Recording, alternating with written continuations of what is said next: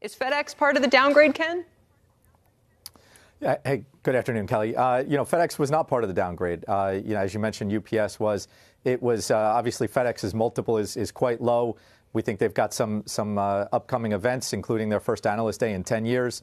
Some catalysts. They're going to shut down one of their networks in Europe, the old TNT, and combine into one. So we think there are a couple catalysts in the near term. UPS is trading a 6-7 point spread over it. So wow. We're looking for things that were a little extended right now. I ask because our last guest was buying FedEx as well as a value stock that he likes right now. So it's interesting to see that disparity show up that you mentioned. And obviously UPS has outperformed. But relatively speaking, they've all been such a tough trade. Can you kind of disentangle this for us a little bit?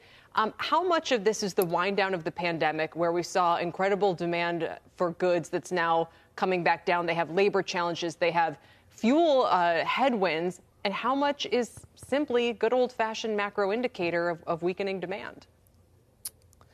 It certainly during the pandemic we had the supply chain really tighten. It was hard to get labor, and so what you've done is you've taken this incredibly tight network.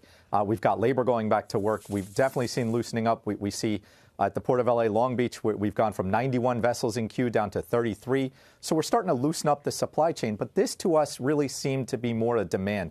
So we do a biweekly truck shipper survey, and we've surveyed shippers out there. And it really looks like the demand indicator has really taken a consistent step down. But now it looks like it's taking a faster step down. Ken, take one step more, if you can, on that, and explain how what you see in the transports flows through the rest of the economy here. Because one of the things that you told us is that you're seeing pricing declining rapidly for this sector. And that's just the opposite of what we're seeing everywhere else in the economic universe. Everybody else is complaining about prices going up, right? So is that an indicator of what we're going to see coming up next, or is that just sui generis and unique to what you see in transports and in freight? No, it's a great question, because when you think about the transitory debate, it was because everything was so tight, we were seeing pricing go up, and the expectation was, exactly, given how labor continued to go up, that we'd continue to see that pressure rates for a while.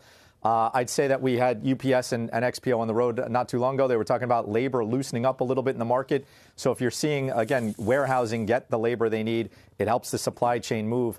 I'd say, when we look at our survey, the demand came down, but what shippers are telling us is that they're seeing much better access to capacity. That means that tightness is starting to disappear. And as you mentioned, spot rates in the trucking market have fallen about 27% over the past 4 weeks alone. That's a pretty rapid decline. That means we've wiped away the last 2.5 years of that slow move up in pricing as far as seeing that price degradation pretty rapidly. That's excluding fuel surcharges. Obviously, with fuel, prices haven't come down that much because fuel has run up so much. But certainly the core pricing, we're starting to see that deteriorate, which means there's more available capacity for shippers to get access. That's quite telling from our point of view on a freight side. Do those low prices then flow through into the rest of the economy? That is, if they're seeing lower pricing, can they pass that savings on to some of their customers? And then is that a big enough effect, if it's there, to impact inflation in the broader economy? I think focusing on pricing is certainly one part of it. The transport is a small part of the end product in terms of the cost of the goods sold. But it's telling in terms of the demand side of the equation. So from a freight perspective, we've gone through a couple freight downturns, but this one certainly seems a little broader when you look at the breadth of what the comments that are coming to us.